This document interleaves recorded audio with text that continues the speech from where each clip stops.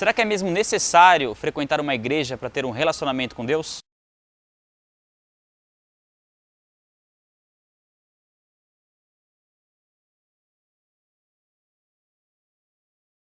E antes de mais nada, é preciso deixar bem claro que igreja não tem nada a ver com religião.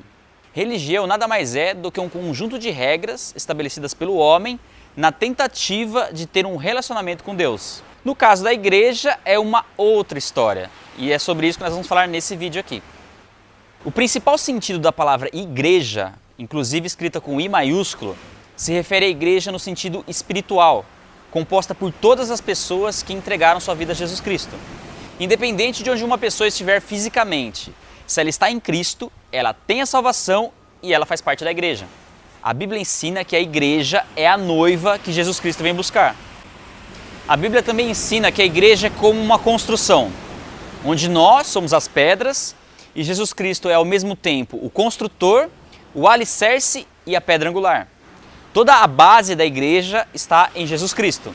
A Bíblia também diz que a igreja é o corpo de Cristo. Jesus Cristo é a cabeça da igreja e nós, individualmente, somos membros desse corpo. Mas a pergunta é, se eu já faço parte da igreja no sentido espiritual, do corpo de Cristo, ainda assim eu preciso frequentar uma igreja local? Bom, a primeira coisa que a gente precisa entender é que assim como uma pedra sozinha não forma uma construção e um membro sozinho não forma um corpo, assim também não é possível ter um relacionamento com Deus permanecendo sozinho, ou então se reunindo apenas com pessoas que não fazem parte do corpo de Cristo. Uma vez que nós passamos a fazer parte da família de Deus, é necessário que nós andemos em comunhão com os nossos irmãos.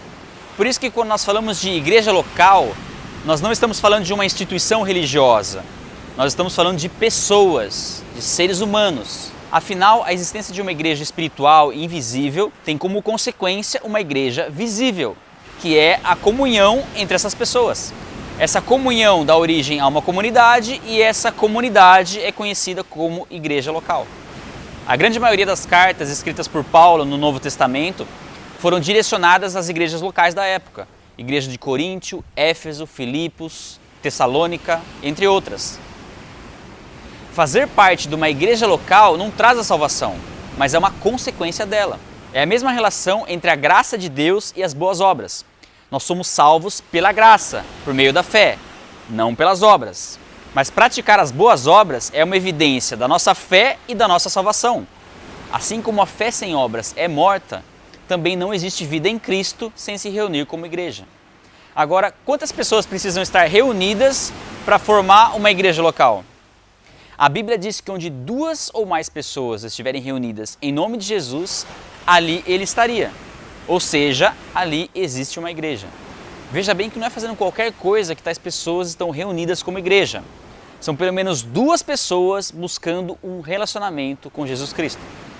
Mas a pergunta é, um grupo pequeno, sem vínculo com uma comunidade maior, ainda assim pode ser considerado como uma igreja local?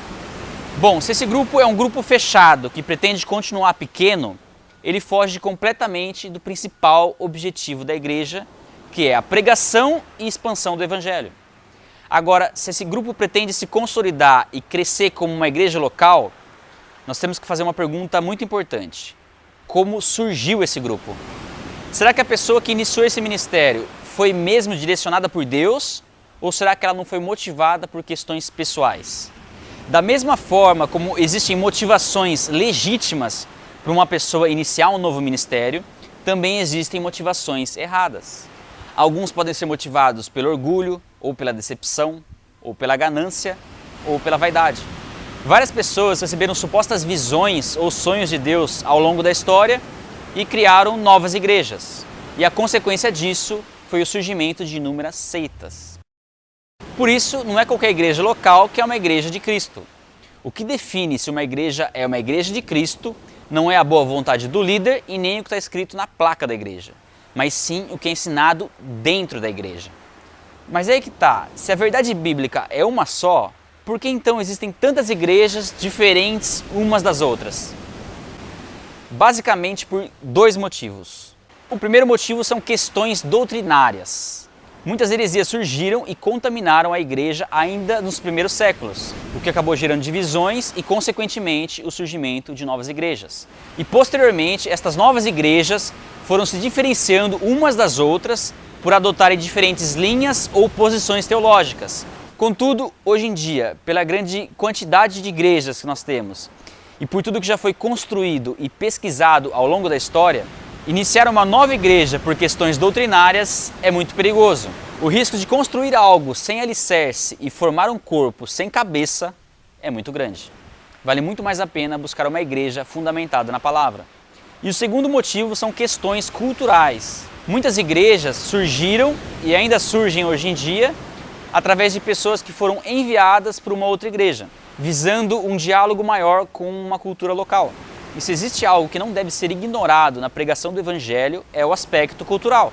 É óbvio que deve-se rejeitar aquelas noções que estão em oposição ao Evangelho, mas também devem ser respeitados os valores que estão em comum e que servem ao Evangelho de Cristo. Um ótimo exemplo disso é a pregação de Paulo em Atenas, se utilizando da crença deles num Deus desconhecido para apresentar o Deus que se revelou através de Jesus Cristo. Inclusive, nós podemos perceber como algumas recomendações para a igreja de Coríntio eram bem diferentes das recomendações para as outras igrejas da época. E o principal motivo foi o aspecto cultural. E uma pergunta que é muito comum as pessoas fazerem: se a igreja foi criada por Deus com o propósito de ter um relacionamento com Ele, por que então nós encontramos tantos problemas e escândalos dentro da igreja? Inclusive, esse acaba sendo o principal motivo pelo qual muitas pessoas não querem ou então deixam de frequentar uma igreja. E aqui também nós podemos encontrar dois motivos principais. O primeiro são os falsos cristãos. Existem pessoas que se infiltram na igreja local com a intenção de futuramente serem líderes para satisfazer seus próprios desejos pessoais. Você já ouviu aquela expressão lobo em pele de ovelha? Já, né? Então, essa frase inclusive vem da Bíblia. Mas também tem pessoas que frequentam assiduamente uma igreja, mas não fazem parte do corpo de Cristo. Não houve um novo nascimento. Normalmente são pessoas nas quais não se consegue identificar uma transformação de vida. Elas simplesmente frequentam a igreja por influência dos pais ou por conveniência e acabam se acostumando com a vida na igreja. Porém, nós não temos condições de saber se uma pessoa nasceu de novo ou não. Às vezes pode ser que a pessoa está passando por um processo um pouco mais demorado de conversão. Mas mesmo assim, somente Deus é quem sabe aqueles que lhe pertencem. Já o segundo motivo pelo qual nós temos tantos escândalos e problemas na igreja é o próprio ser humano. Se o objetivo da igreja é preparar pessoas para manifestar o reino de Deus na terra, significa que Deus não trabalha com pessoas prontas. Do contrário, elas não precisariam ser preparadas.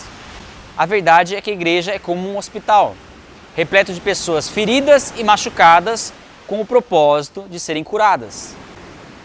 E a pergunta é, se eu vou enfrentar todos esses problemas na igreja, por que ainda assim eu preciso frequentar uma?